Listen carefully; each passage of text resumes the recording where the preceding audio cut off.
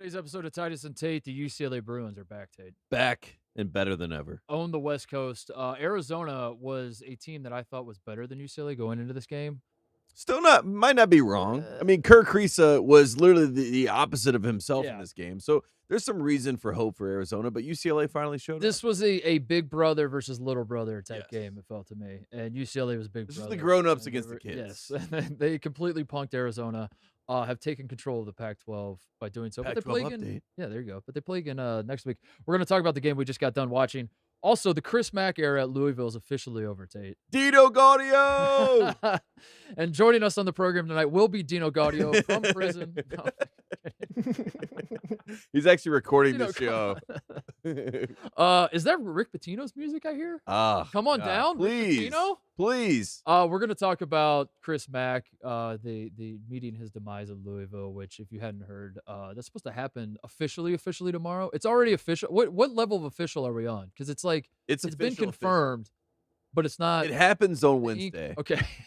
But today's Tuesday night. Okay. So tomorrow, by the time you're listening to this, unless you're watching live. If you're watching live, sorry, it's not official. necessarily official. A little ways to go. Also, wild night in the SEC tonight. We had Georgia beat Bama in basketball this time, Tate. Tom Crean. Georgia owns Bama? Who would have thought? Tom Crean saw that a marquee job was available in college basketball, and he's like, I should probably take this seriously and start winning some games. Georgia beats Bama. Auburn, the new number 1 in college basketball, almost loses by at Conzos. Yeah. Yep. Great game there. Kentucky goes to OT in Rupp Arena, needs OT to beat Mississippi State. Illinois beats Michigan State by 1. That was a good game. There's a ton without Kofi. Dude, Duke almost lost at home. No, you don't talk about that. Those are the rules. Not even like, those are the rules of the media. Don't address the fact that Duke is barely, skating by right now. They're dominating these games. I was gonna say that Duke, even you and I almost didn't even notice it with all the action going on today. There's a ton to talk about. We'll do our best to hit it all, but first, Woody Durham.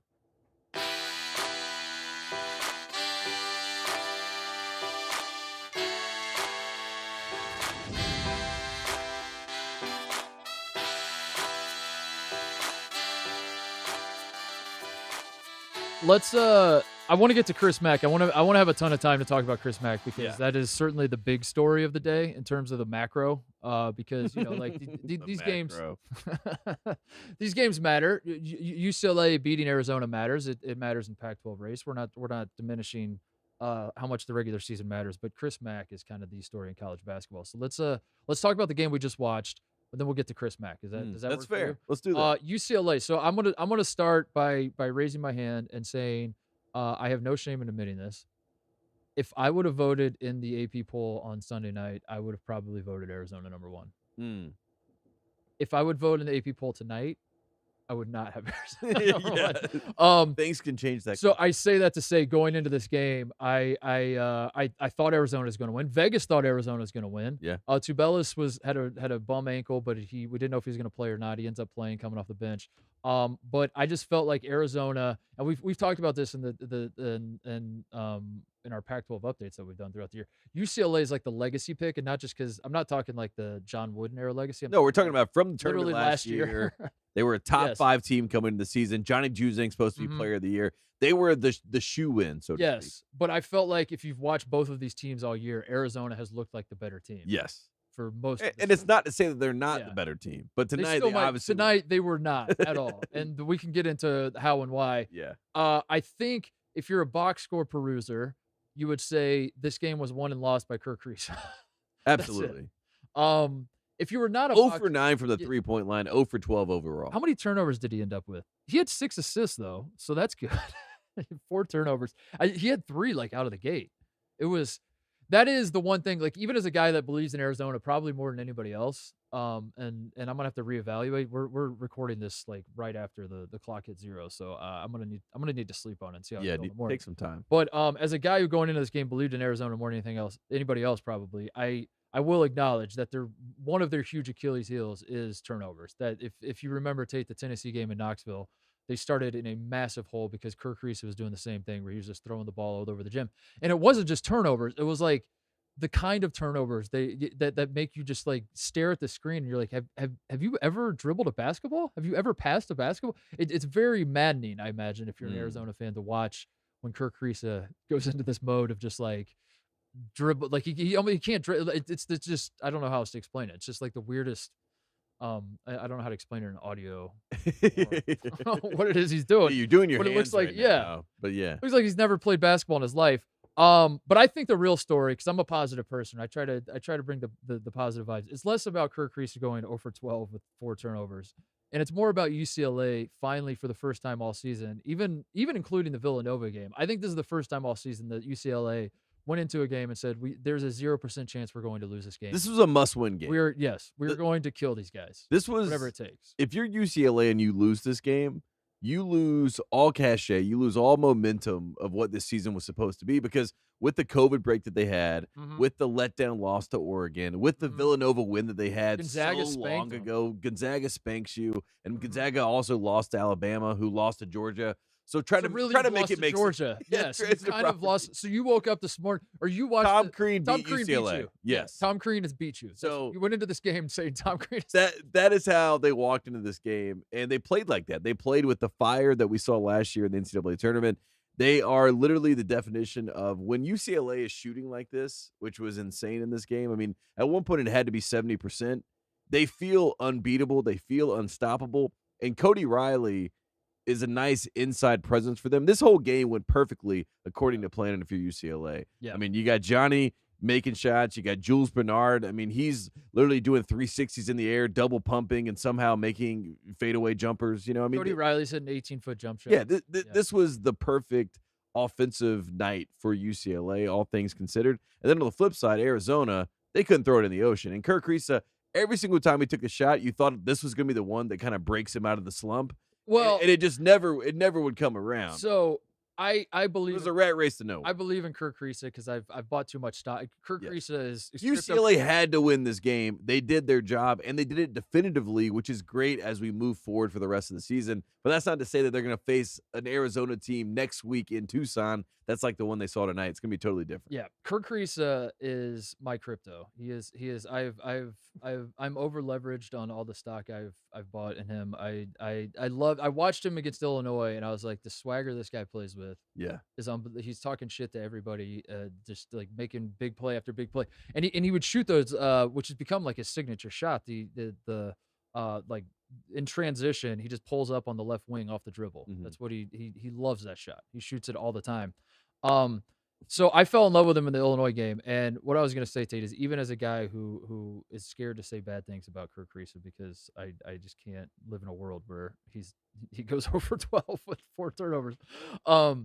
He did himself no favors with the shot selection. Like he was forcing it tonight. He was 0 for 8, and then you would think, like, if you and I have played plenty of basketball in our lives, you and I have had nights where we were 0 for 8. Yeah. When you shot that 9th shot, you probably weren't shooting it off of 0 passes in transition on a, I don't know if that was Kerr's night shot, but those are like the kind of shots he was shooting. He was just like pulling up with hands in his face. And I was like, I love it. I love that shot in a different context. In this context, maybe only shoot if you're wide open. Yeah, and it's I used to always find that, like, the reason I respected it, I mean, Kobe and Michael, like, they had that conscience of, like, I could go 0 for 15, but I'm going to take the 16 shot. Was it Dion? Kirk Kriisa, you know what I mean? Maybe don't have that mentality. Don't have that. Was it Dion Waiters that said, I would rather go 0 for 30 than 0 for 6 because 0 for 6 means I stopped shooting? Yeah, exactly. I mean, that was Kirk Kriisa. FGA is I don't know if that was Dion Waiters. One of the most important stats. Like, when you look at an NBA box score or any box score in basketball, if you look at the amount of shots, just to get a shot up, it takes a lot. But Kirk Kriisa, in this game, he was like, I got a sliver of daylight, I'm putting the shot up. At the end of the game, I heard the UCLA students chanting MVP. That was pretty good. That made me feel like UCLA was ready to be that team, that blue blood, because the fans are engaged enough to say, this guy's losing the game for the other team. He's true. Our MVP. Yeah, because the UCLA that we when I first moved to LA a few years ago, UCLA. Yeah, when we would go to those games, the students section didn't even know the score half the time. No, they were doing homework. Yeah. Seriously, there were people doing study hall. The other let's okay, we're done talking about Kirk Kriisa. Let's talk about just UCLA for the rest. I mean, shout out, or just positive things. No more. Jaime Jaquez was a big part of this game. We needed to see him kind of click back, had some big blocks, had some big buckets, looked comfortable and confident. Speaking of comfortable and confident, Peyton Watson. I was going to say, that was the one thing I wanted to get to. The first 5-star to commit on this program. Yeah. This was his best First game. of many. Yes. That are coming. Yes. Sky Clark was after him. Did not commit on the show. Did not commit, but he came here and he kind of wink said, I'm going to Kentucky. Yeah, he committed to Kentucky, if I remember, like 4 days later. And we heard from his people he was going to commit. We're like, Sky, you want to come back and commit? And he was like, who are you? Yeah, he's like, no. But Peyton Watson UCLA, did commit on the show. Yes. Has not had maybe the season he envisioned.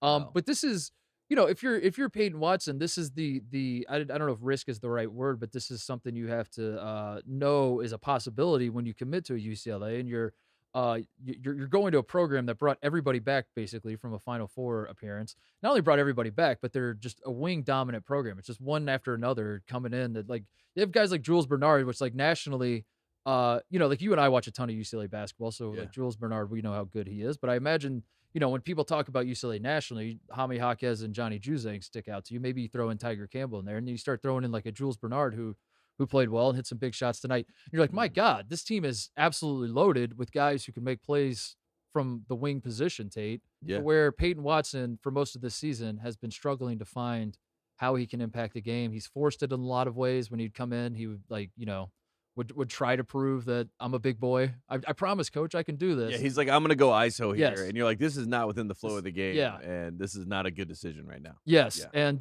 tonight, I don't know if this is the best. I haven't watched every game that he's played. So I we're talking about major competition though. Like, I don't know care if he is, did it against Long Beach State or whatever. I don't know if this is his best game, but this is the best game I've ever seen him play for sure. Yes. Defensively and defensively he was almost better defensively than he was offensively, and he had some big time three. Yeah. Had a nice drive to the basket. I mean, I think he only had 5 points, but how many blocks did he have? I think he had 2 or 3 blocks. I mean, maybe he had 2 blocks and one of them ended up being called a foul. Says 2. But he was active. He was involved, and he had a couple boneheaded plays. He had one really bad miss. 3 turnovers. But all in all, I mean, it was he was active, and he was trying to get in the mix, rebounding, defensive rebounding. And Chris Mack pulled Jaquez early in the game and put in Peyton Watson. And Peyton Watson delivered, hit that big 3 then, and that kind of helped Chris Mack. Mick Cronin. Thinking about Chris Mack. Mick Cronin, kind of helped him have faith in Peyton Watson for the rest of the game, which was good to see. This was just, honestly, it warmed my heart because I was all in on UCLA to start the year. I thought Johnny Juzang was going to take us on this beautiful National Player of the Year ride. And it's not to say that he won't, but with COVID and then being out and then kind of being out of the conversation, and Kim Pom just keeps knocking them down every single week no matter what they do. Yeah, they're not a Kim Pom team. They're a W team. Exactly. They're trying to stack W's. They're not trying to be efficient. They're not trying to be anything. They're just trying to stack W's. They had 12 assists in this game. Yeah. Like when you think of a good team. Which is 12 more than when you think of a good team, though, like a really good team, you're thinking to yourself, 30 assists. That's what I want. We want to have 30 assists. Let's get everybody touching the ball. This team is not built that way. No. Everybody's getting theirs. This team, I swear, when Kobe died, UCLA had made a decision to honor Kobe by just doing ISO ball, 15-foot jumpers. Fadeaway jumpers. Like step-back fadeaway jumpers. That's a lot of way we can honor Kobe's memory is Johnny Juzang. A lot of pivots. Yeah. Spin move at the elbow. And then rising up over a guy who's 3 inches shorter than him and hitting a jump shot. And then staring him down. I mean, Peyton Watson had one of those moments. He had a Mamba stare down. I mean, it is. I told you this during the game that like if we didn't have UCLA's Final Four run last year, I would watch this tonight and I'd be like, that was great what we saw from UCLA. I don't know if we can trust it in March though, because it is you talk about 12 assists. I don't think they set 12 screens the entire game. It is like unbelievable how. But it works. That's the point, I guess. Is that you're watching it and you're like, this should not work, but it does because that's just their style of play. They can go ISO and they don't mind taking long twos, and that's might not be the most efficient. And Kenneth Pomeroy might look at it and say, don't like it.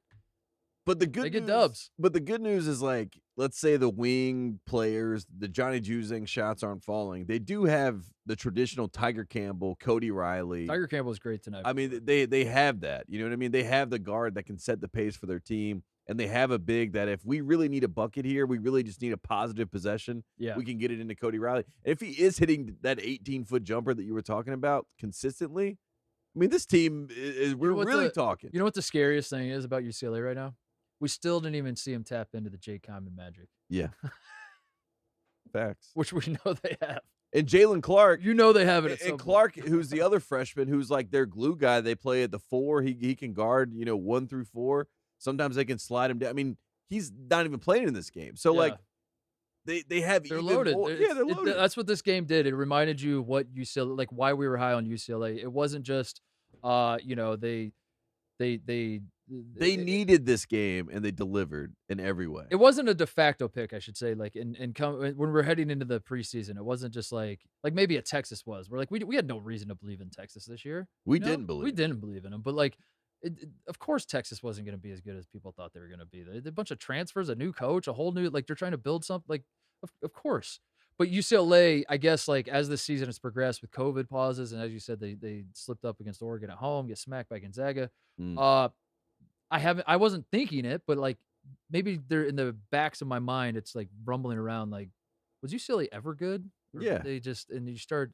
And tonight, you walk away from the game. They were falling out of favor when we talk about the teams that are going to win it all. And Arizona was the new hot team on the scene that we were all falling in love with. And I was very much falling. I'm still in love with them. I don't need to sleep on it. I'm in love with Arizona. I think they'll be fine. I think they will be. I think if Kirk Creasy goes 0 for 6, it's a whole different ballgame.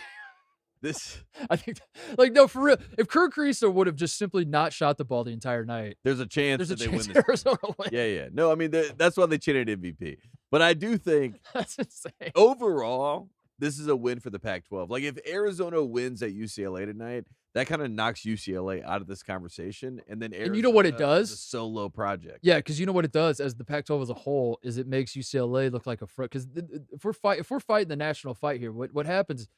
UCLA falls down, and then now UCLA is a fraud, and everyone throws them out, and they're like, "Get them out of here. This team sucks, whatever." And as you said, Arizona's on their own, and that happens. Like Oregon's a great example. Oregon is did not have a great non-conference. Was a team that I called a fraud a million times over.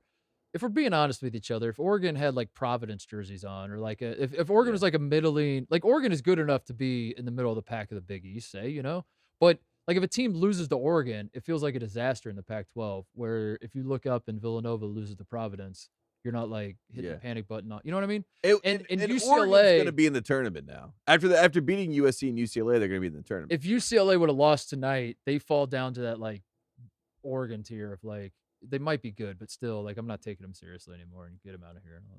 So I don't know if that makes any sense. No, it does. Should we talk about Chris Mack? Shout out Matherin, by the way, who tried to single-handedly double carry Arizona back into this game, and Kirk Creasy said, "Not today, sir." Kirk Creasy said, "What are you doing over there? Can I help?" And then just comes and Mr. Magoo, he was Kevin with the chili in the office. That was it. That's the reference I was going for. All right, Chris Mack. Or do you have anything else? No, I'm just so happy about UCLA. I really am. I mean, I don't have much. I don't have much going on for me in the world of sports. I mean, it's been dark times. And you know what I figured out? I went back to figure out when Game of Thrones said winter was coming, what the date of that was, that episode. And it was May of 2019. Winter came and the world shut down. I mean, what do you mean? They were saying winter was coming the whole winter was, but then it came at the end in the last. Oh, episode. Winter. Once it actually came, the whole world basically, And you're saying that all my sports team, everything since May of 2019, winter came, and I'm tired of winter. And it's been cold out here. It has been so cold.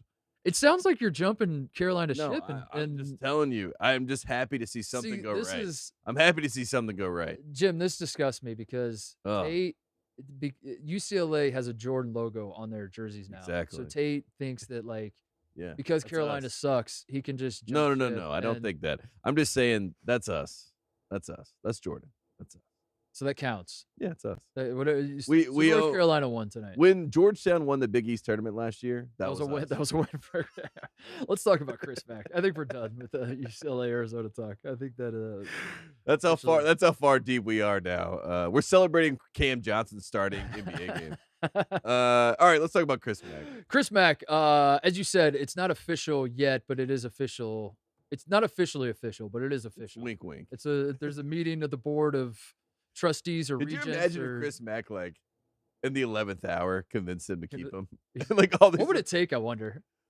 He's just He's literally begging. He's on his knees. He's playing bore on the floor with. Yeah, that's what it's gonna take something like that. But Louisville, I forgot about this because it gets Billy lost. Madison, I'm right, you're wrong. It gets lost in basically everything that has happened in the Louisville athletic department in the last 5 years. But I completely forgot that right now Louisville has an interim AD and no president. Remember because they lost their AD and president on like the exact same day or back-to-back days. So who's even making these decisions? Who is this just the Louisville Illuminati that votes on this stuff? And like, it's the board. It's the board. The board of trustees. Who's on the board? The president went to Penn State, right? That was she left for Penn State, right? Yeah, that's where she went. So basically, it feels like. I mean, obviously, there's a board of trustees, but it does feel like the Louisville basketball powers that be in that world are going. Was it Louisville Twitter that got him fired? I don't know. Like people just tweeted fire. Was it us? Because we did talk about the Dino Gaudia. We worked that whole thing back. He tried to get Dino Gaudia to be the bad guy. Yeah, we were let's do a how did we get here? Yeah, let's explain that because I think this might be slightly surprising if you haven't been paying. If you're new to the show. You might not know the backstory of Chris Mack, or I don't know.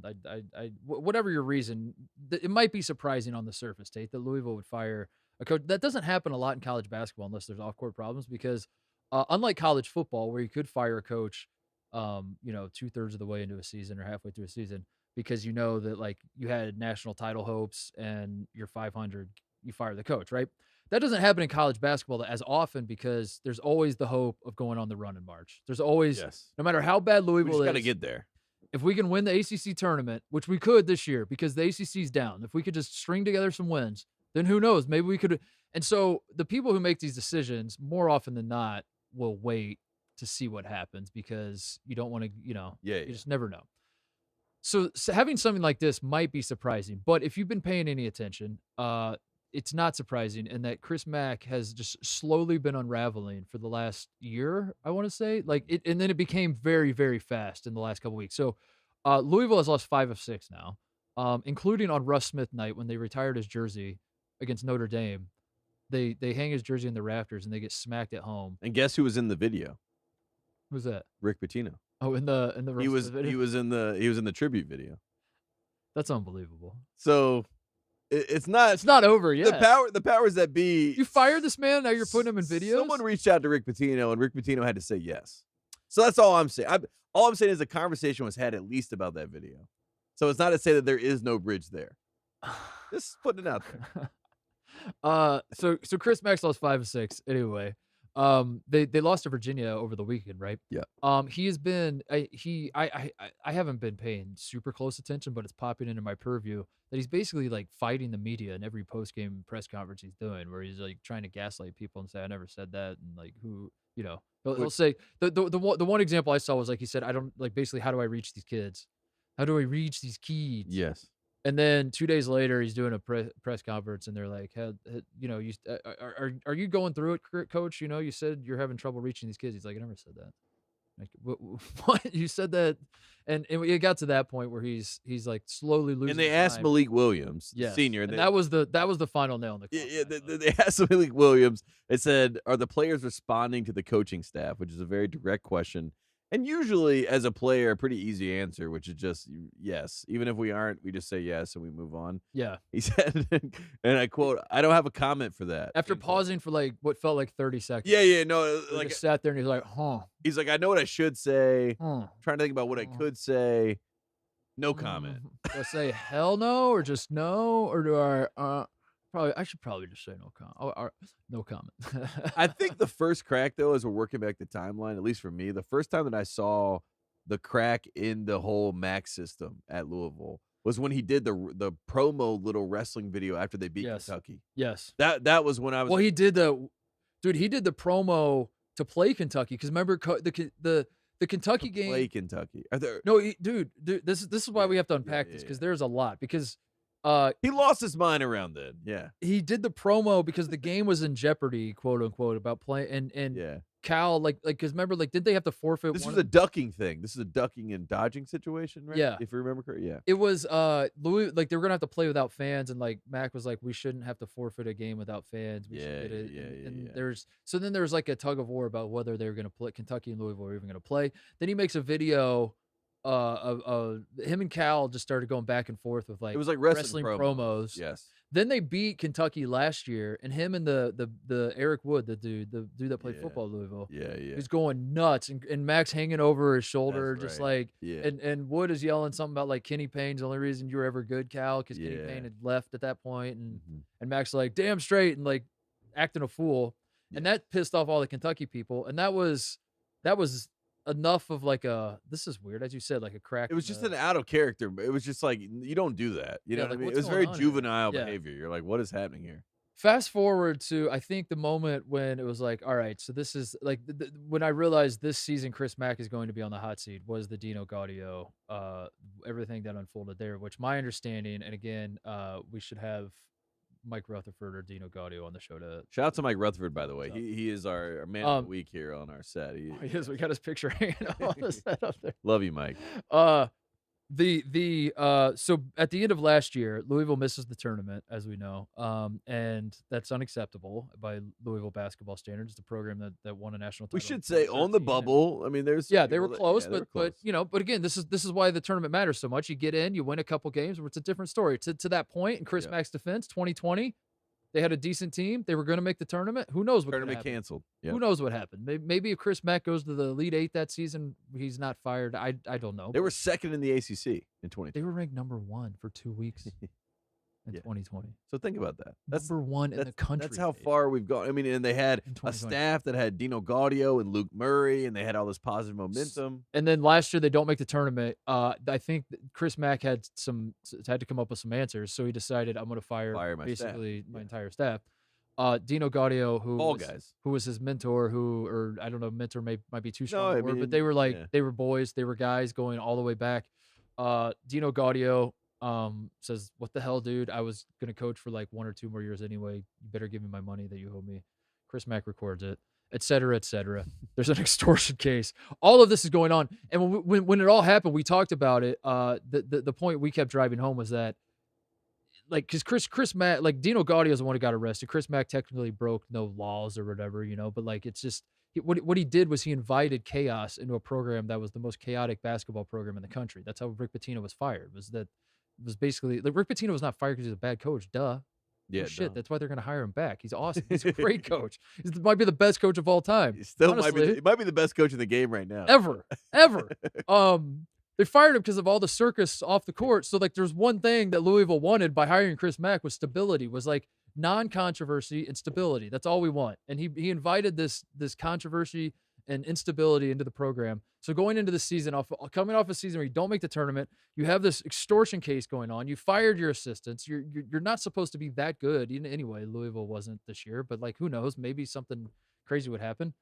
Didn't happen. They sucked ass. And it got worse, and now he's gone. So that's that. That's how we got here. And the real thing, obviously, we're talking about the NCAA being involved, but they amended the notice of allegations to include the Dino Gaudio extortion. Yes. So, once that happened in September... So it wasn't even just a PR thing. No. Once the NCAA addressed it and said, we're going to add more to your already notice of allegations, we're going to add more allegations that implicate your current coach. Well, Chris Mack was supposed to be the clean guy after Rick Pitino. He was supposed to be the nice guy that came and kind of got things together, and every single coach that's been at Louisville is a Hall of Fame coach. So Chris Mack was on his way, supposedly, to be a Hall of Fame coach. I mean, he was supposed to. I mean, that's what I saw all the Louisville people tweeting. I was like, and I looked back and I was like, I think it checks out. It's all Hall of Fame coaches. You know what I mean? If you work it all the way back, so it's Chris Mack is on this path, right? Yeah. Like you said, they're number 1 in the country. They were number 1 in the country for 2 weeks. It was all set up. Yeah. And then it just colossally collapsed. I think it collapsed because the job is too big for him. And I think power is a hell of a drug. I think there are a few lessons we can learn from this. Number 1, don't leave your alma mater. Never leave your alma mater. Ever. That's it. Can I tell you the last 4 years that Chris Mack had at Xavier? This was his last 4-year run at Xavier. 2015, they go to the Sweet 16, lose to Arizona in 2015. 2016, Xavier gets a 2 seed, loses to Wisconsin in the second round, but like the 2 seed is just like indicative. Like, I'm not pretending like that was good that they lost in the second round, but it's just indicative of like where the program is at, that they're getting 2 seeds in the NCAA tournament as Xavier. And like, no his alma mater. No disrespect to Xavier, but like Xavier is not a program that's expecting a 1 seed and a 2 seed in the NCAA tournament every single year. This is a big deal that they're getting 2 seeds. Then in 2017, they were an 11 seed, I believe. They go to the Elite 8 that year. Yeah. Almost make the Final Four. That was the Chris Mack in the zeitgeist. People are like, this guy is a good high. You know what I mean? This is like, he's going to get a big job. It was setting up to be because they beat Arizona that year. They beat Sean. That was going to be Sean Miller versus Mark Few in the Final Four. Showdown for the West Coast. Yeah. And Xavier makes the Elite 8 that year. And then in 2018, his final season at Xavier, they win the Big East 8. Yeah.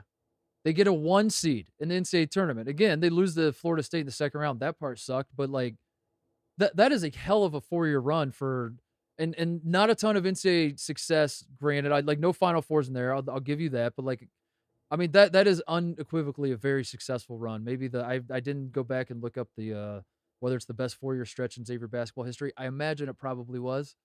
And this man turned his back on that to chase the bag, which, like, I understand. His wife's from Louisville. He probably doubled his salary.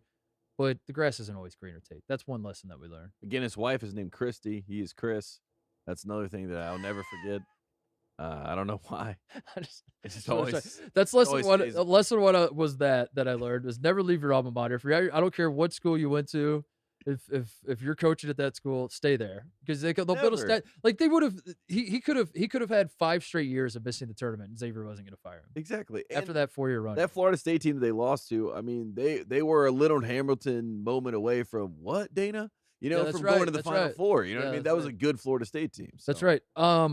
And then the other lesson I learned is that not all college basketball jobs are equal. Not even all good college basketball programs are equal. Not like we were talking about this off air, that there is a massive difference between first of all, I think Louisville is I think it's not controversial to say Louisville's a better program than Xavier, but even if you wanted to argue that, the jobs are not even close to the same. At Xavier, your kingdom is Xavier University. That's it. Even like Xavier fans would argue like you got to fight for the city of Cincinnati, and maybe that's true, but whatever. Like you have a very tiny group of people you have to please.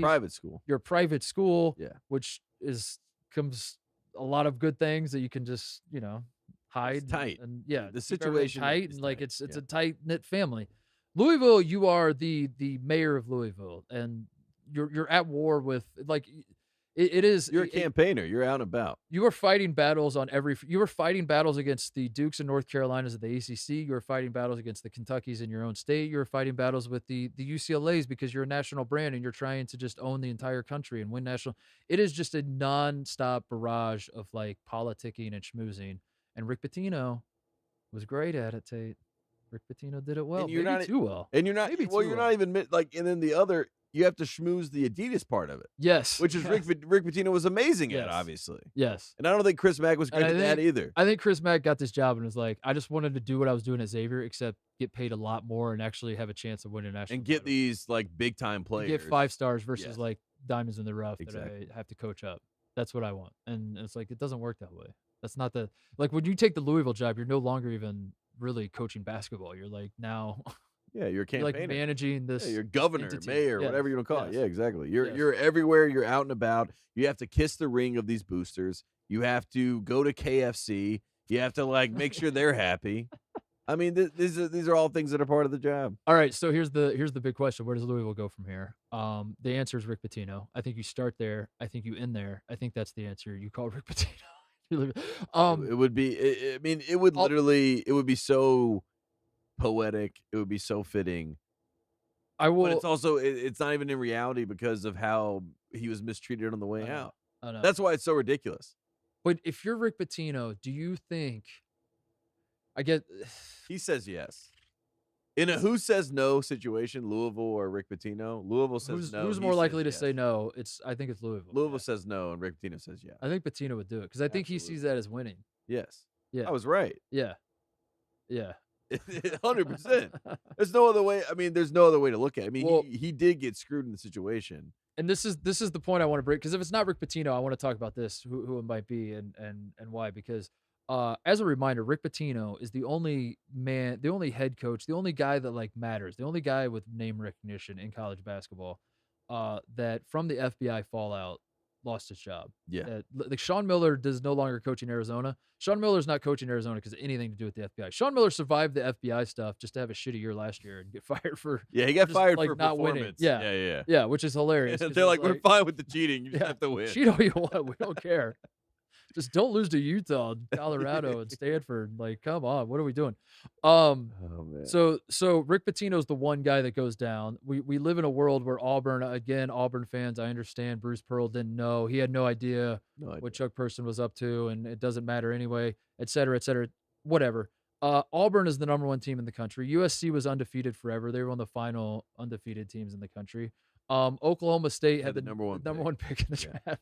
So you look around the land, Kansas is going to have the National Player of the Year. 3 McDonald's All-American. Yes. 2022 team. And the one program that like looked at the landscape of when the FBI was like, we have your playbook, we're coming after all of you. The one program that was like, oh crap, we should get out ahead of this was Louisville. And they fired Rick Pitino. Yeah. And then everyone else stayed still and was like, I don't believe you have any. I don't think anything's going to happen here. Yeah.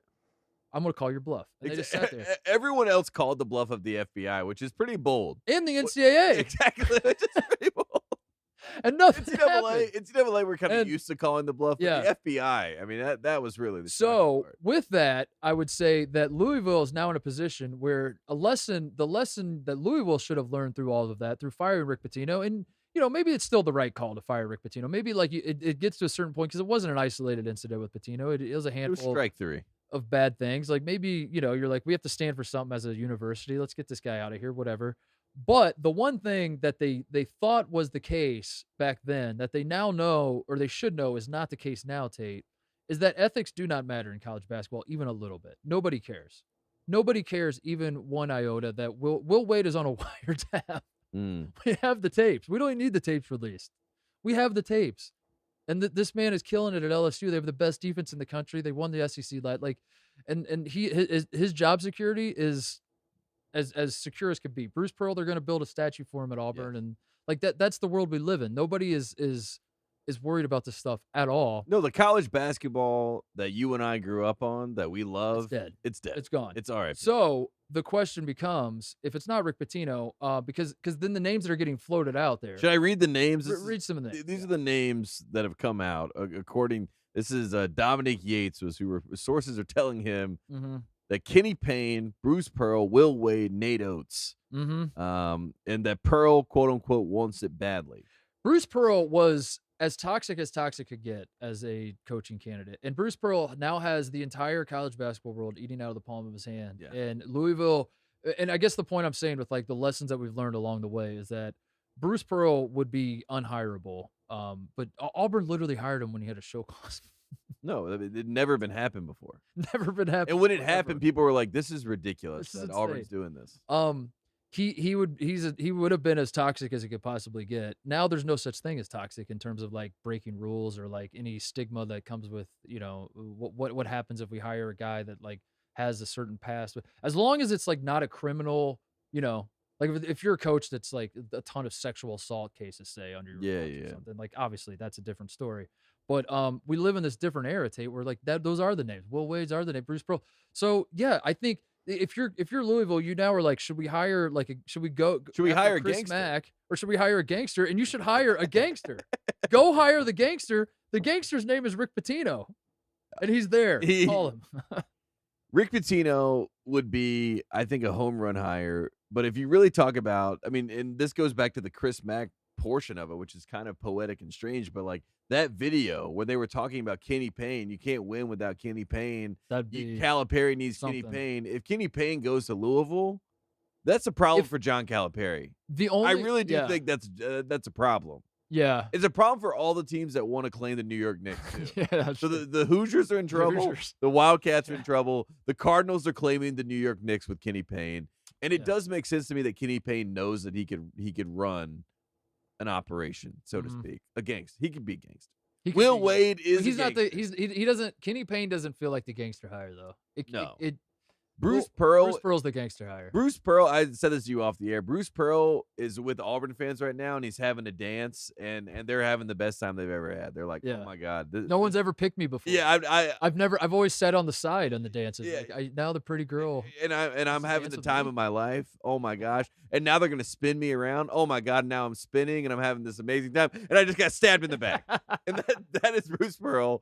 And that is what he could easily do to Auburn because he wants to be at a basketball school, and Louisville is a basketball school. Yes. There's no doubt about it. It's not even a question. Auburn is a football school, always will be. He tried to say after the Kentucky win, we're in everything school. But what he was saying in that moment was, I will go to a basketball school, especially if you give me $10 million. Listen, I don't know if Bruce Pearl is going to take the Louisville job. I don't know if they're going to offer him, but I do know this. If Auburn fans really, truly believe that Bruce Pearl will never leave Auburn because he loves what he's building there and he loves that he has the number one team in the country. Boy, you do not know Bruce Pearl. Do not have this dance. That's all I'm saying. But that's what you have to do if you're the coach of, like if you start if the candidates that start getting floated out for real, like when we go through this process and Louisville starts like actually calling people and all that, every single coach who is an active head coach at a Division I school, their fan base is going to say he would never leave. He will never. Like, what are you talking about? Why would Eric Musselman ever leave Arkansas for Louisville? That is never going to happen. What did they say about 0% Chris Mack chance in 2018? 0% chance of ever leaving.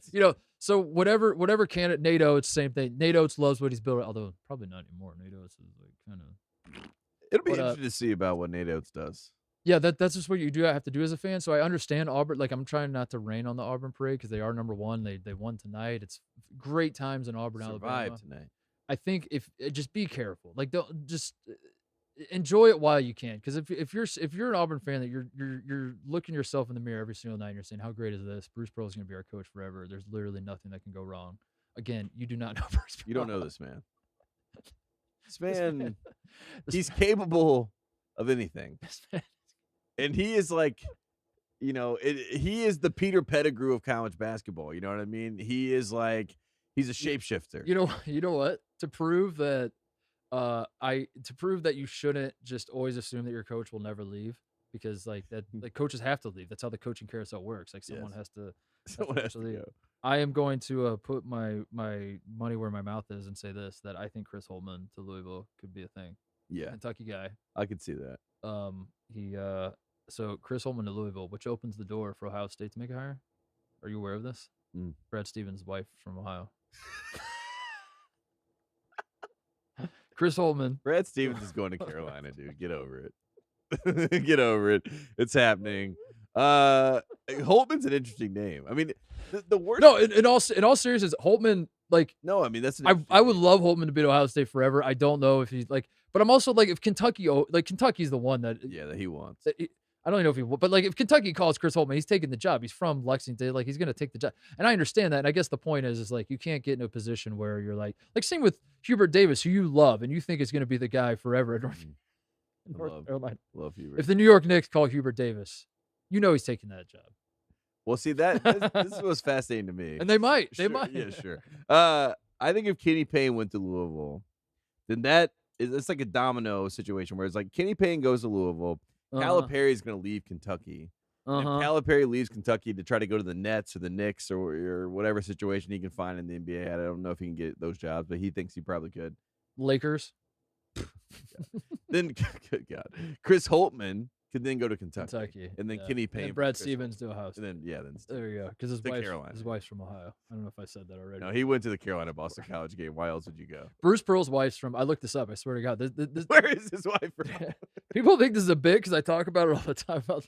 Shots not out of my nose.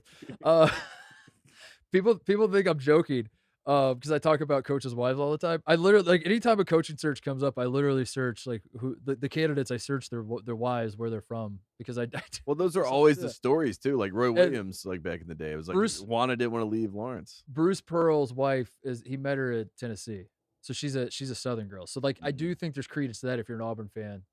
That's the argument you got to make. Not forget the like building stuff and we got an arena and a facility and Jabari Smith and all that. Forget all that. Just say his wife's from the South. He loves it in the South. He's not going to Louisville, which is Louisville not the South? Technically the Mid-South, but it starts the South. I think. Yeah, I think it probably is the Midwest. Yeah, I don't know. I think Kentucky would be pretty upset if they said that. Yeah. But I've been to And I'm not arguing for Louisville feels like a Midwest city. Yeah, they can have it. You're the Midwest. Louisville is the South, technically. Wait, I just talked myself into a circle. Yeah, technically.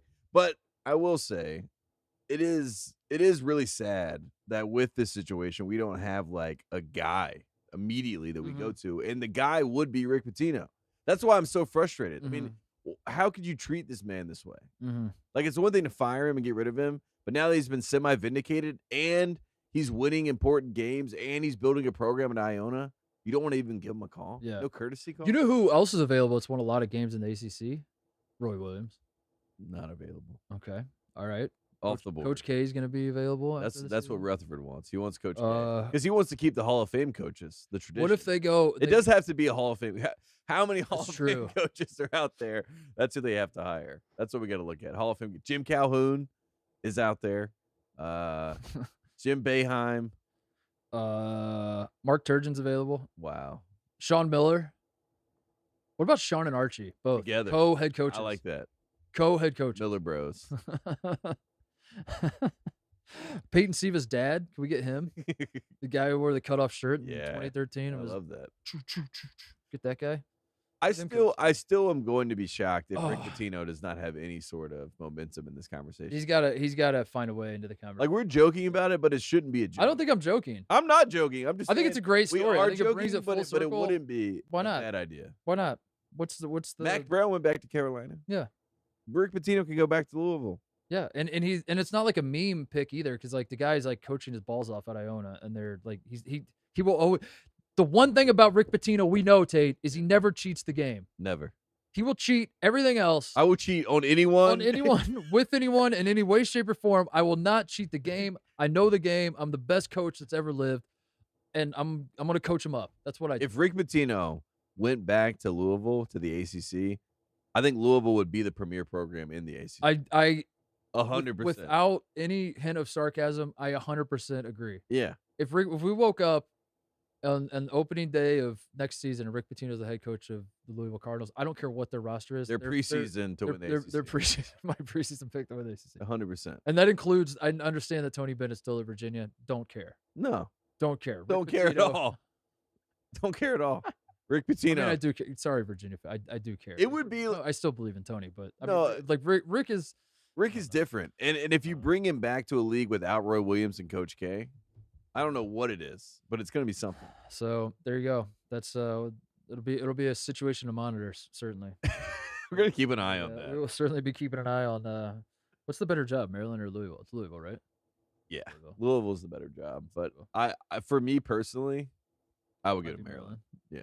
But I think it depends on the person, you know what I mean? Like, if you're more of an East Coast, if you're more of a DMV, Southern Virginia, East Coast person. Can we use this as an opportunity to just make a trade in Maryland, the ACC, 100%. Big Ten? That's what I want. Can we just get that done right now? Please. And then hire Rick Pitino. Well, now Louisville's in the Midwest, so make the trade. It is in the Midwest. And Maryland, guess what? Border state. Welcome to the South. Yeah. You're in the South. There you go. Maryland's perfect for the ACC. We love Maryland. I know this. We want Maryland back. Maryland is the exact opposite of perfect for the Big Ten. There's no exactly. Maryland doesn't want to be the Big Ten. I hate it. It makes me want to throw up every time that you say it. It's so stupid. All right, moving on. We gotta talk about the King of the Mountain presented by Coors Light. Coors Light is the one I choose, the one you choose, the one all of us choose. When we need to unwind. So when you want to hit reset, reach for the beer that's made to chill. Get Coors Light and the new look delivered straight to your door with Drizzly or Instacart by going to CoorsLight.com/T_T. Please celebrate responsibly. Coors Brewing Company, Golden, Colorado. Tate, King of the Mountain picks. I picked Bruce Pearl last week, and we thought it was going to be a curse. It wasn't against Kentucky, but it could be because I picked Scott Drew and then they lost 2 in a row, and then I picked Bruce Pearl, and they almost lost tonight. Do you want to go first? Or you want me to go first? You go first. Okay. I feel like I always go first, so you can go first. My pick, Ochai Agbaji of Kansas, a man National Player of the Year. He's National Player of the Year. I love him. Yeah. No, like we've changed our mind. It feels like every show. It was EJ Liddell, it was Paolo, it was Timmy, it was that's part of it. Shibwe. All these guys are still in the running. I don't think that the race is not over. There's a lot of basketball left to be played, Tate. But Agbaji had 37 against Texas Tech over the weekend, including the shot. No, it was Big Monday, not over the weekend. That was last night. The shot to send it to double overtime. He's getting the face guarding treatment by Texas Tech. The whole basically both overtimes, they just got to a point where they're like, we must stop this man. We don't know how else to do it, and they still couldn't stop him. 37 points. 37 points. This coming off of the game at Kansas State where Kansas is down 16 at the half. Agbaji finishes with 29 and scores the final 6 points. It's what was basically the game-winning jump shot with 9 seconds left. He's playing out of his mind, and he's the national player of the year, not because he's just scoring a lot. Because if that was the case, why not Antoine Davis at Detroit, who's leading the country in scoring? Why not him? Why not Keegan Murray at Iowa? If that's all we care about, I'm going to tell you why. Kansas is ranked 5th in the country. Kansas is not very good. That dawned on me as I was watching Texas Tech. Like, Kansas doesn't. They're struggling. Remy Martin seems to be a lost cause, whether it's his injuries or whether he's just in Bill Self's doghouse, whatever it is. It's the Bill. He and Bill Self do not get along. Yeah. Bill Self does not trust any of his big guys, which are basically just McCormick and Lightfoot. And that is we talked about this last week. We were talking about Kansas. Those are Bill Self staples: point guard, center. The rest you kind of figure out. You can figure it out. But that's why people believed in the 2020 Kansas team so much, because they had Dotson and Azubuike. That's like when Bill Self has those two horses, he knows what to do with them. Yeah. He has neither one of those. He doesn't have a point guard he can trust. He doesn't have a big man he can trust. He has just a handful of wings that some of them step up every so often. And the one guy who is consistent is Agbaji. And if he wasn't playing out of his mind, Kansas might be unranked right now. I'm not even kidding. That's not even hyperbole. Like they're on a 5-game winning streak, and 4 of those games have been won by single digit or one possession. I mean, yeah, they're teetering on the cusp of not actually being that good, but instead they're ranked 5th in the country because they have the best player in the country. So he's my king of the mountain. That's my pick. I love that pick, and Agbaji is. I mean, when you're a college basketball fan, you have a soft spot for guys that you saw as gangly young kids turn into superstars. And Agbaji is one of the few guys that checks those boxes and then is going to go to the NBA and probably be a really good NBA player. So I love seeing Agbaji. I love to see his story. I love to see that all work out. My king of the mountain, I mean, he should be the king of the mountain every single week. To Coach Mike Krzyzewski. He is the king. You're trying to get on the curse action. He is the king. Yeah, exactly. He is the king of the mountain. And Durham has put up. You can't spell king without a K. Exactly. And speaking of, they have put up 2 ESPN billboards. You and I famously had billboards on 15501. Best fans in the country, North Carolina. Fox did a great poll. On that same road, Coach K has bought the billboard space that was once ours and is now his. And it says, "Is it really the same? Same one. Where else are 4 decades defined by one letter? Of course, K. And it is an ESPN billboard. Oh, it's ESPN. Yeah, they've taken our billboard, but they took our spot. It's where we once were. Coach K said, "I will not have that happen in my town. I will get there one day." So he's the king of the mountain. 2 billboards, and again, a lot of people are pointing this out. And I don't want to point this out because I don't want to be a homer. Coach K, 2 billboards, but the highway named after Dean Smith. So, I mean, you'd much rather have the highway than a billboard. But, I mean, some things last forever. Some things are up there for a few weeks. But, the king of the mountain. ESPN bought him billboards? Yeah. Defined by one letter. Are we serious? Yeah. Where else are 4 decades defined by one letter? That's definitive right there. Anytime we talk ill of Duke, we're not being Duke haters. We're being company men. We don't mess with ESPN. Yeah, ESPN, DSPN is what we call it. Yeah. So that's all it is. Yeah. Coach K's in bed with ESPN. We're Fox guys. So exactly. But he is your king of the mountain. But he's my king of the mountain this week, and let's hope that the curse does not affect. Oh boy. Oh man, that would be such a devastating. But my pick was going to be Bruce Pearl, so we could lead into an Auburn conversation. Yeah, let's talk about the SEC because let's talk about some of these SEC games. The one that was probably the biggest surprise everyone was saying was Georgia beating Alabama. But I gotta be honest, Auburn almost losing to Missouri was almost more surprising to me than Alonzo Martin not fouling at the end of the game was the big story of the night in SEC basketball. I mean, shout out to Missouri. I mean, they played it you could tell that they were like, we're playing the number 1 team. They knew what was coming. Yeah, Every Missouri basketball fan knew what was coming. They understood that we're not going to win, but it's cool that people are. We hung around in this game and that people were checking in. That this game was on SEC Network and people were finding it because they wanted to watch and show the atmosphere a little bit. Maybe we're trying to entice some coaches to be like, "Hey, Mizzou, pretty good program." And then they chanted overrated after they lost. And I was like, all right. Well. So did UCLA to Arizona. I'm like, this but at least that makes sense. You beat their ass. Yeah, Missouri lost. Yeah. And they started chanting overrated to Auburn. Well, this is the one game that we finally saw Jabari Smith kind of, break a little bit. Yeah. Where I feel like the pressure of now he is the number one guy and he's supposed to be the best player in the country. I mean, all of that's kind of coming to a head, and this game you're on the pedestal, we start taking you down, dude. Well, I That's how it mean, works. We finally put him up there, and they're closing out hard on him. He's not getting the open 3-pointers he was Yeah. getting before because guys were sagging a little bit. He wasn't getting Mhm. open looks. He was forcing things a little bit. Only has 5 points in this game. And it just comes back to you and I were texting while we were watching this game. They have to figure out who their guard is. I mean, it's Green. Wendell Green is going to be their guy. But is that really – I mean, Katie Johnson. Or is it Katie Johnson? Yeah, I mean, because Bruce Pearl said after the game, he's like, I give the ball to Katie Johnson. I say, get the hell out of the way. Yeah. But is that really going to be – Is that your formula? is that really the March? formula? Yeah, exactly. Yeah. So that's Well- the only thing that causes concern when you look at it. So, coming away from the Alabama game, which is probably Auburn's biggest win on the season. We can talk about that in a second, by the way. Also, UConn's got the best win of the season, beating Auburn. Beating Auburn. Yeah, that's true. So people forget, like UConn right now, like they have the best resume win around. You know, Yeah. they can just be like, "Hey, we beat Auburn neutral site." Coming away from the Alabama game, I remember like my big take home point was like the Auburn is led by big guys. We know that Jabari Smith, Walker Kessler, are if not their two best. Like Jabari's obviously their best. I think Walker Kessler is their second best. Yeah. Or at least, I think Auburn fans would say it's Katie Johnson, but As far as impact, I think it's Kessler. I think it's and Kessler Smith. defensively. Yeah. Just unlocks so much for them to have those two guys out there. But anyway, I knew that was a given about Auburn. What I didn't know was whether the guards could step up in big moments and whether they could like take over games and all that kind of stuff. And I remember the Alabama game. I was like, oh, so Wendell Green can be that guy because he was like basically grabbing his nuts out there. He was Bama great. was just like, I'm going to take over this game and win this game for us. Katie Johnson did the same thing tonight at Missouri. And I think the lessons we're learning, Tate, is that the lesson we're learning from the Auburn-Kentucky game when Kentucky's guards go down, Ty Washington's out, and Severe Wheeler gets Can we just say that for killed by Kentucky Oscar? fans? Yeah, We know Ty went down. yeah, we I know just he wanna went say down. that. Yeah. We know that Oscar's trying to kill Severe Wheeler by not calling out screens. We understand. But the lesson you keep learning, Tate, is no matter how good your big guys are, we're learning this from Illinois with Kofi Coburn. No matter how good your big guys are, at the end of the day, this is a guard game. You're only going to go so far as your guards take you. And these are lessons we're learning over. I mean, Illinois tonight, same thing. They didn't have Kofi. They didn't have Andre Curbelo. Trent Frazier's like, I'm going to shine. I'm going to split ball screens. I'm going to do dipsy-do. I'm going to throw passes. Like, I love Trent. he was awesome. But that's the lesson about Auburn. Is like Jabari Smith, we should talk about him nonstop about how good he is. I do think he's going to be the number one pick. I do think he's the most talented player in the country. Walker Kessler is a game changer for them. He had 400 dunks against Kentucky. Those are the guys that make them different. Those are the guys that make you salivate at the mouth.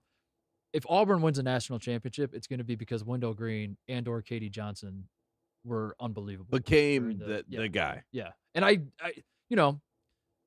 see flashes. I think they could. I think they could. Yeah. We've seen each one of them do it, so it's not to Yeah. say that they can't do it. But it's also to point out that Auburn is going to have a little bit of an Achilles heel when we get to the tournament and the game slows down. Yeah. And you need someone to help kind of get things all set up. And Yes. Bruce Pearl's a maniac on the sideline. I mean, he's a great coach, but he's yelling all types of things and freaking out. And you know what I mean? He's not necessarily your calming presence. I wouldn't say Katie Johnson's the calming presence. Exactly. So I think that's why it's got to be Wendell Yeah. Green. But he's also a little bit of a firecracker too. And maybe it's a situation where Jabari can be kind of the go-to guy in some of these crunch time situations where they get him the ball. Yeah. But I don't know if he's that guy yet. You know I don't what think mean? he's almost like too smooth and steady and just kind of And I think like the lights, like I think he can play with the bright lights, but I think the lights are getting a lot brighter on him. You know what I mean? Yeah. Like and it's well, not going to the stop. lights are getting brighter. I mean, on Auburn as a whole, not just that they're number one, but I don't know if anyone else has noticed this, but Auburn, like most of their big, like exciting, their big win was Kentucky. And they beat LSU at home. They're two teams they beat with a pulse outside of that jungle they call it. Is that's what they call it? That's the jungle section, yeah. The Auburn Arena. The win at Bama, which is worth less and less by the hour. Bama makes no sense. I mean, that's just and then they beat Sister Jean in a hotel ballroom in the Bahamas, and those are like their two. Hang our hat on these are our definitive proof that we can play well away from home. Which, like it's I don't know how many teams are playing great away from it, but that's going to be interesting as we go along in the SEC schedule, especially because I think you've talked yourself into like Auburn's just going to wipe the floor with the rest of the SEC because they've already beat Kentucky, they've already beat Bama, they've already beat LSU. But 2 of those came at home. Bama sucks. I don't know. So that's going to be interesting to watch unfold, which isn't to say, again, I don't think Auburn's bad. I don't think Auburn's undeserving of one. But you're just starting to see like Auburn fans are new to the party, so they're like, "Oh, we're number one." That means in football, when you're number one, we're going to win it all. We're going to win it all. It's like in basketball, that's not always how it works. You get up to number one, now all of a sudden the pressure's turned up every single night. You got all the Ask Wake Forest in 2009 or 2005 what that's like. It's not fun. And also Oklahoma's coming on Saturday to play Auburn in the jungle. Yes. And the Big 12 is the best conference in basketball, so I think Oklahoma's probably. That's how scared Oklahoma is going to be for that game. Not at all. Exactly. Not at all. That's what I mean. They play in Allen Fieldhouse. They know what it's like. So I feel like that could be a nice litmus test game. But if you look at their schedule, I mean, they play at Tennessee February 26th. That's really the next big test. Maybe at Florida the week before. But they have a pretty. I mean, they could go smooth sailing all the way. I don't think they need to like go in. I'm not. It's not like the moment Auburn loses one of these games, I'm gonna be like, "See, I knew it." Yeah. I just no, you're just pointing out that. I just point out like these instances. Let's not get ahead of ourselves. Going on the road to Missouri and needing Quanzo Martin to lose his brain at the end of the game and not foul. Yeah. And escaping with a win. It's surprising. I'm not gonna pretend like I saw it coming, but like. Those sorts of moments do happen when you're number one, and they will continue to happen. And you might get upset to a team you have no business. You might lose to Texas A&M at home or something. You might scratch your head and be like, "How the hell did we beat all these other teams, and now Texas A&M comes in here and beats us by 8? How did that happen?" It's because you're number one, and that's how it works. That's how it works when you're number one. What else is there? Illinois beats Michigan State. You're a big Trent Frazier guy. He's your. I mean, I just think this was good for Redacted. You know what I mean? I'm really excited about what they're trying to get together. I think that they still have a lot of hope and optimism for the rest of the season. I like what they're doing in the Big Ten. I think Michigan State's not the number 10 team in the country. I mean, no offense to them, but I think they are playing some good basketball. Tonight was not a good example of that, but this was a gritty win for Illinois. I mean, to win without Curbelo and without Kofi, I mean, that says a lot. Yeah, you're anti-bit. You're going small ball on me. I mean, I'm definitely anti-Kofi winning national player. Well, also, Mizzou went small tonight too, so this was not a good night for the bigs. Yeah, I'm anti-Kofi winning national. I think he's forfeited his national player there because I've seen twice now that Illinois is fine without him. When they played Purdue and he was in foul trouble, they were like better without him on the floor. And then tonight I don't know if they're better as a team without him, but the guards are dead. Like Plummer and Frazier and Goody, like those dudes like. Frazier especially, like he's coming out, he's doing shit that he would never do if Kofi's in the middle of the lane, like posting up, demanding the ball. The hardest thing to do when you're a guard is play with a big man, as we all know. That's why Kobe was losing his mind. Play with Shaq. He's like, I have no room. I have no driving lanes. The Big Ten race is going to be awesome, though. Wisconsin, Michigan State, Illinois, Ohio State all have 2 losses. Purdue has 3 losses. Indiana, Rutgers, Iowa all have 4. They're not going to win it, but like one of them can pop up and not be dead yet and kind of be in the mix. I don't know. It's going to be an awesome Big Ten race this year. Ohio State, like I don't know. Ohio State's played like 1 game, I think, in the last month and a half. It feels. Yeah, and that was the problem with UCLA. We were talking about at the start. I mean, there's some of these teams that almost get lost in the shuffle a little bit. You need to. No, the Buckeyes are definitely that. But I want to bring up because Illinois beats Michigan State tonight, so now it's because Michigan State was in first place in the Big Ten because they beat Wisconsin at Wisconsin on Friday. You understand? So everyone's beating everybody. And everyone has forgotten that Ohio State still only has 2 losses, so we're not dead yet. Yeah. But it's gonna be awesome, dude. The Big Ten race is. There really are like 5 or 6 teams that could win this thing. I'm in. I'm gonna watch. That's some of the minor. Illinois also didn't score in the final 5:33 of this game. Oh my god, that's pretty funny. Ugh.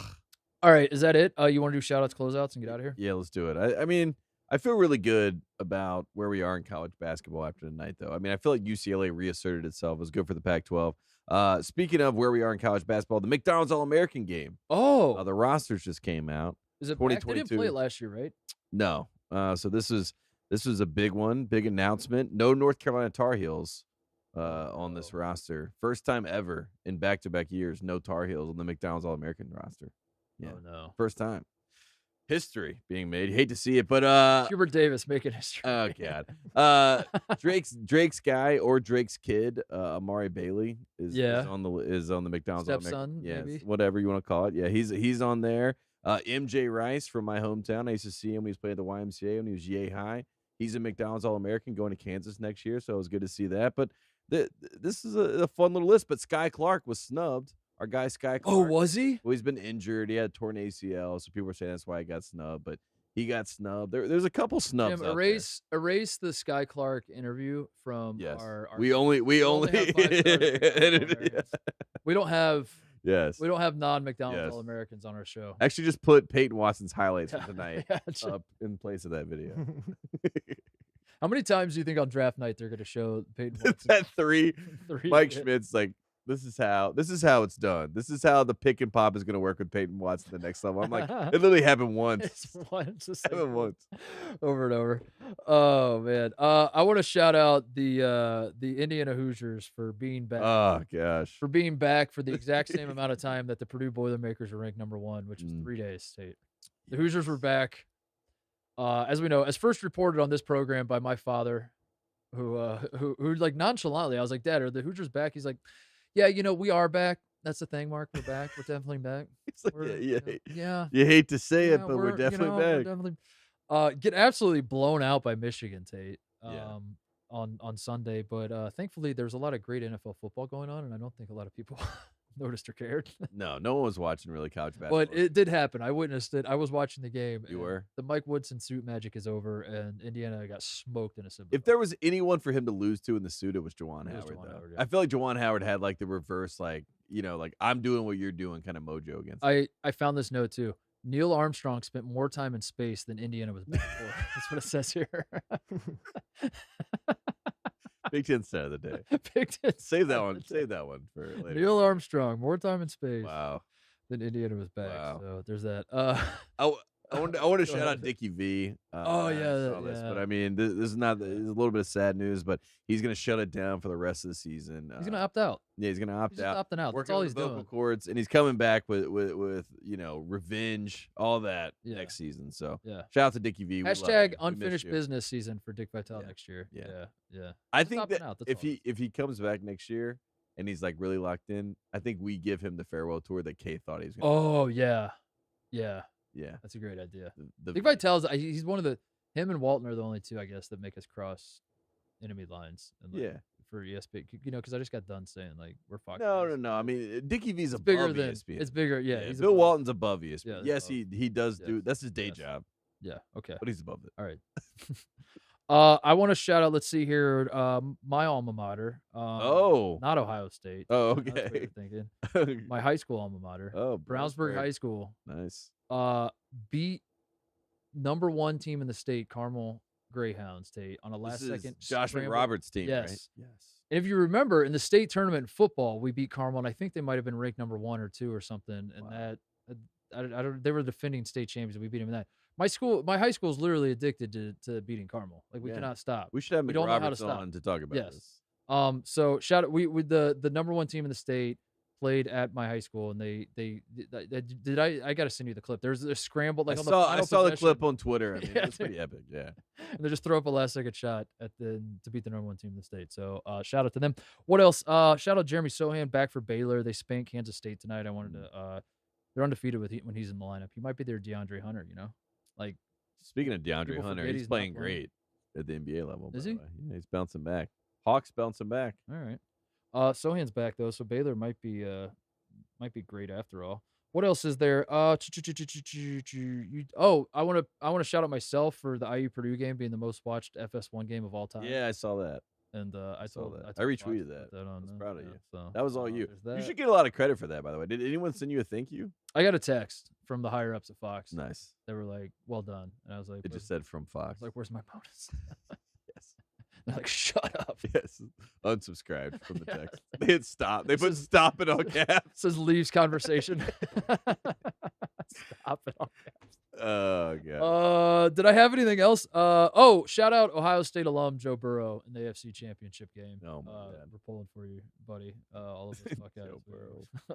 it really takes the sting out of Ohio State alum LeBron James fighting for a playoff spot. So You see LeBron was wearing Kentucky stuff the other day, flying on a plane. Talk about it. Speaking of Kentucky, quickly, win number 800 for John Calipari. Oh, that's right. Yeah, His 800th own court victory because of all the games that have been taken away and stripped. Oh, so yeah. it's his 800th on court victory. So he was on the court for 800 wins, but not all of them count evenly.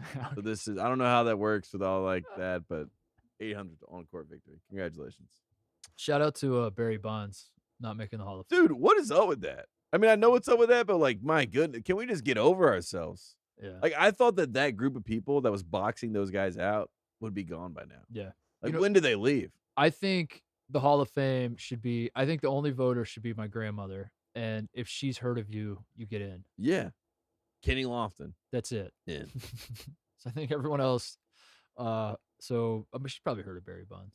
We should start our own Hall of Fame. I was thinking about that too. Like, why do they get to decide? Why do they get to decide? Yeah, no, that's a great point. What is there?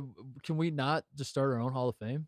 Who's to stop us? And the other thing I was thinking, let's start our own Hall of Fame, and the first person we put in is Pete Rose, and I think we get immediately all the that's publicity. It. That's the only. No, everyone loves us. Everyone's like, oh. Well, I was thinking about this too. Do you think starting 9 of guys who aren't in the Hall of Fame could beat the starting 9, like the worst starting 9 you could come up with of Hall of Famers? Probably. I think they would blow them out, right? I haven't even really thought about it. Yeah. I think no, they would blow them out. I think they would. Because that includes like Mike Trout too. He's not in the Hall of Fame technically. He will be, but he's not right now. No, A-Rod and Sammy Sosa. Yeah. And Bonds and Clemens and Kurt Schilling. I mean, Clemens and Bond. I mean, Barry Bonds. I mean, that's ridiculous. Also, A-Rod's not going to get in. Yeah. Put Bob Huggins. Who got in? Ortiz was the one everyone's excited about. Yeah. Because he didn't do steroids. Everyone else did. Jesus. All right. That's it. Good night, everybody. Congratulations to UCLA. Officially back. Hopefully it lasts longer than Indiana being back. We will see you guys Friday.